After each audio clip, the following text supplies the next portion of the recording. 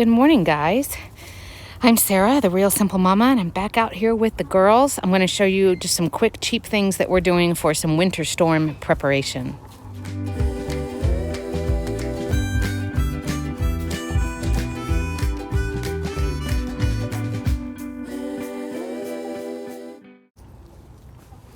So good morning, everybody. I hope you're all doing well. It's February 2021 here in South Texas, and for me, it's a chilly 55 degrees.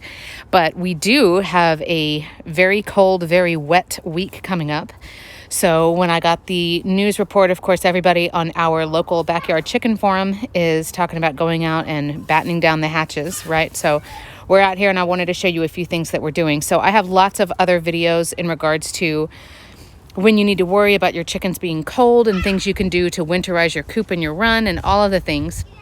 But what's concerning about this winter storm is that it's going to be freezing, and it's also going to be very wet, lots of rain and lots of wind. And that's the problem, because your chickens do fine when it's just cold, and they can do fine when it's just wet. But when you have cold and wet, just like you imagine you walking to work or walking through a park, when it's just cold, it's pretty simple, right? You just add more layers, you keep yourself warm, you keep moving, and you're fine.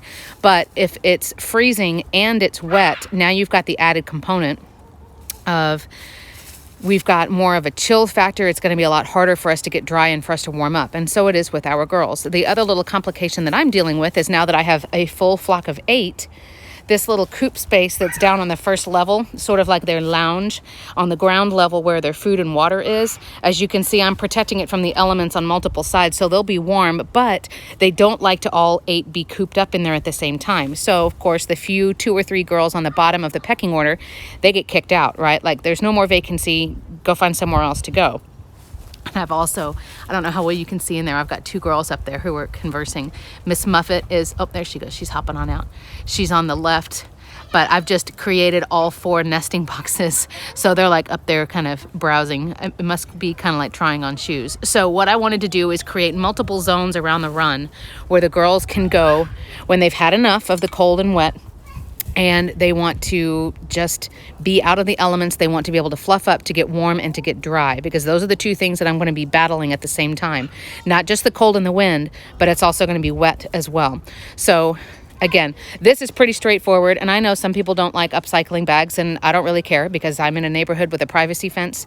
So it should not be a problem, but I would suggest that you use those weatherproof or waterproof bags. Don't just use like a paper bag, of course, because that will just get disgusting. I'm going to be adding more topsoil in there, so that layer in there stays higher than the ground level out here. That way we won't have a whole bunch of standing water or anything if the wind gets really bad. I'm also using existing lawn furniture to help just make a little bit more of a barrier on the other walls as well. And then what I did is I'm using this this plastic tarp sheeting. This is a thicker sheeting, so I used a staple gun, but I created another little zone right here where a couple chickens can fit under there. And then this is the playhouse that my sister and her boyfriend made for the girls, and I've reinforced it on multiple sides, so now there's enough room for 3 or 4 chickens to be over there. Ta-da! Yeah, the other things that we're going to be doing is just making sure that the nesting boxes are nice and full. We have plenty of material in the coop. You can, of course, on days when you feel like the weather is going to be, like I said, battling both of those things, cold and wet at the same time. If you have the space, like a big enough coop that your girls wouldn't start to mutiny against each other, you're welcome to keep them locked up if you want to. Mine, that's one of the disadvantages of me having this little coop kit, is that they would not all be happy in there. So I do need to let them out. I will also be making them warm oatmeal and other treats and putting them around in those shaded areas to just motivate them and try to keep them dry as much as possible. But I know my girls, they'll stay in the shade or in the protection for a little while, and then eventually they're like, no, I'm done. I'm sick of this. I want to go out. And so they'll come out eventually. So that's why I'm trying to set up multiple zones for them. So the main things that we're doing is giving them an area. There's like dog toy frenzy going on next door. We are working on making sure that they have places where they can get out of the wind and where they can get dry. So I'm raising the ground level in there. Like I said, they've got 3 separate areas where they can go to get out of the rain if it's raining. And then we'll be giving them warm treats. The other thing you can do at night, and this is dependent on how easy it is for you to access the roosts for your chickens at night when they're in bed, and how easy it would be for you to grab them. But if you go up to check them at night and they seem like they're still cold and wet, you could always grab them and wipe down their feet.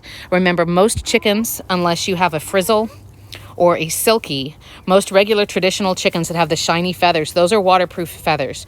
So unless they're standing out for a long time and they just get completely saturated, you're not really worrying about the back of them. Does that make sense? Or the top of them. You're worried more about those fluffy down feathers and their feet and their legs. So you could always go and lock them up, or like I said, when they go up to bed, right, girls? You can dry them off a little bit with a towel that you've warmed in the microwave or something like that. So I'm not too terribly worried. I did want to come out here, before that weather hits and start doing some things to just give them a couple of different options. That way they have a few days to already explore it and kind of play under there. I have at least half of my flock has now figured out how to go all the way up to the top of that playhouse. We put treats up there on that hot orange board.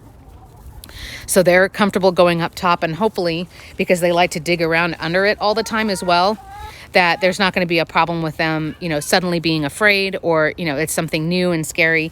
But I know my girls sometimes, there have been viewers here who have talked about, I tried to give my chickens pumpkin and they were afraid of the pumpkin.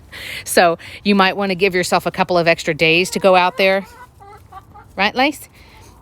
And do some little extra things to help them out before the weather hits. That way they've gotten time to get used to it. So we're going to keep giving them their protein treats. We've had an egg slowdown over the last few weeks. So we're continuing to give them protein. Right now they've got eggs, and there's banana squash in there and a couple of blueberries and some tomatoes. So hopefully we'll be good going into this next week. Like I said, I'm not too terribly worried, and the weather will not last more than 3 or 4 days. But for us, that seems like an eternity. So we wanted to come out here and help, and now I'm out here helping you. So let us know in the comments if you have any questions or suggestions on what you do. Oh, the last thing, forgive me, for their water, to keep their water bucket from freezing. I know people use heaters, and that's totally fine if that works for you. I am very, very leery of using any kind of electricity or anything that's plugged in. The only thing they've got is their solar fan setup, which is run on a rechargeable battery that's in the coop, but there's no wires, no cables or anything being plugged into an outlet. But I have put a water bottle that is full, just a full closed up water bottle there inside their 5-gallon bucket, and that floats around on the top. And because of that constant, gentle movement, that will keep ice from forming on the surface, because if ice started to form, the water bottle is bouncing around and it'll bump it. So I know there are lots of other really clever, cheap strategies to keep their water from freezing, but that's the other thing that you want to think about. So we're ready for that winter storm, and I hope you guys are well. Thanks so much for watching.